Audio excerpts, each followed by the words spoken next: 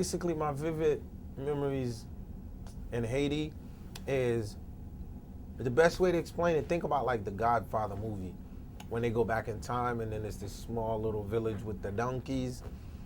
I mean, think about that, but minus, the luxury of the harvest.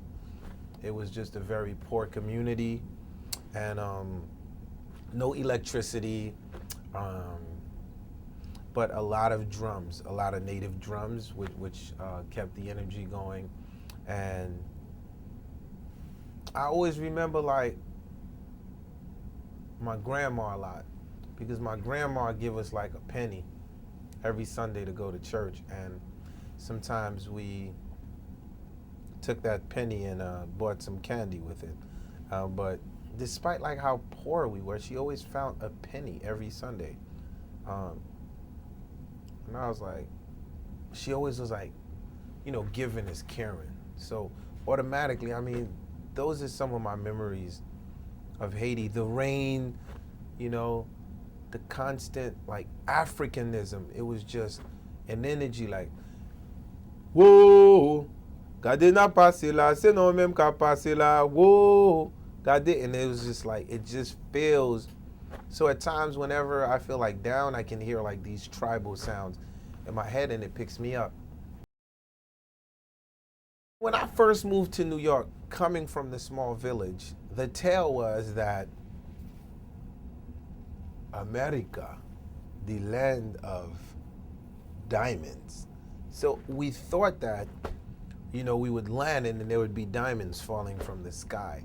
That was basically the impression.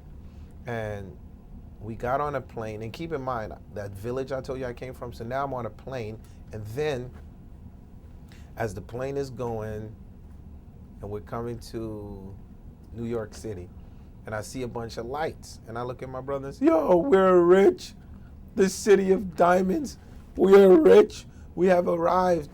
And so my first impression of New York City was like, wow.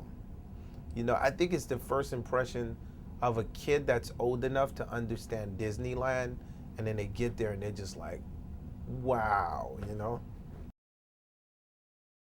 My adjustment, like coming from Haiti and then growing up first in the projects of Marlboro and Coney Island, it was a rough start because there's a language barrier and something's going on.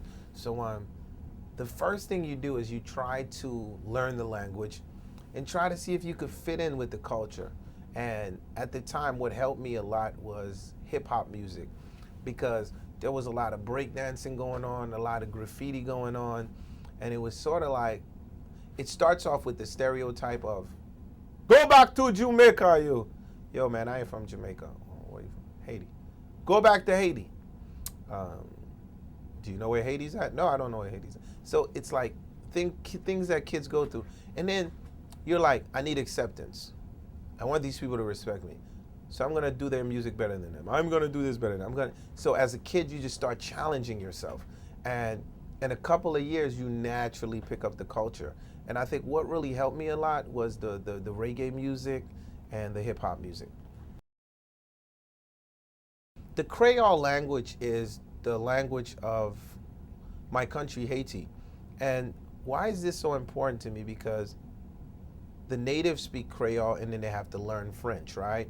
So somewhere along the line, I lost my French, but I never lost my Creole.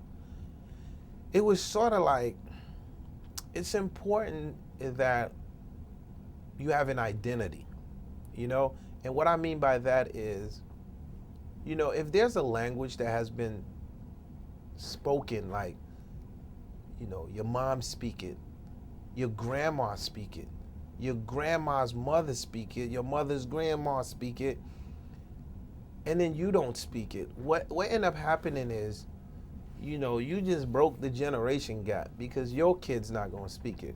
And it's very important when you have a language that's a language from where you from, and it represents culture.